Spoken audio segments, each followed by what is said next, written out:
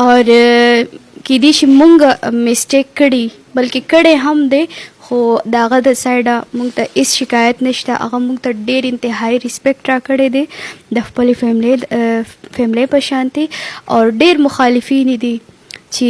ډېر خلک پسې بد رد وایي. مونږ پسې هم په یو ټایم کې بد رد ویلي وو، خو چې کله مونږ ورسره ټایم تیر کو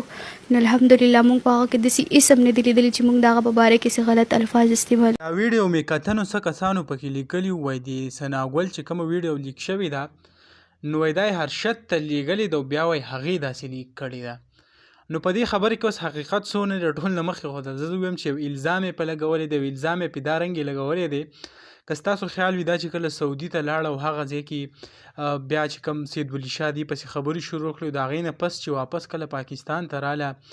نو بیا په ټیک ټاک په لایو باندې د ثناګل ورسره کم ارشد خان چې د دیو ترمنځ څه اختلافات راغلي په یو بل پسې مختلف خبرې کولې نو د ثناګل ورته بیا ویلي چې آیا ته زما څه یې چې لکه ته ماته دا رنګې خبرې کې یا ماته خونه کې ته خو زما څه نه یې او ته په ما ولې خفه کېږي. نو د هغې نه هم خلکو ډېر زیات یو غلط مطلب اخیستی و او اوس چې کم دی دا الزام هم هغه په کم ارشد خان چې دی په هغه باندې هسې بې بنیاده لګوي. ځکه که موږ وګورو ارشد خان یو ډېر ښه نایس انسان دی، د غریبو سره چې کم مدد کوي هغه به هم تاسو ته یاد وي، لکه کم پاکستان کې کم غریب یا څوک وي هغه ته په لکاو روپۍ چې کم دی هغه رلیږي. بل طرف ته دا ویډیو چې کم ده په ګروپونو باندې هغه چلیږي نو تاسو ټولو ته ویم چې دا هغه کومه ویډیو وش شوې ده که هر څه دي خو بس پسې بس کوي.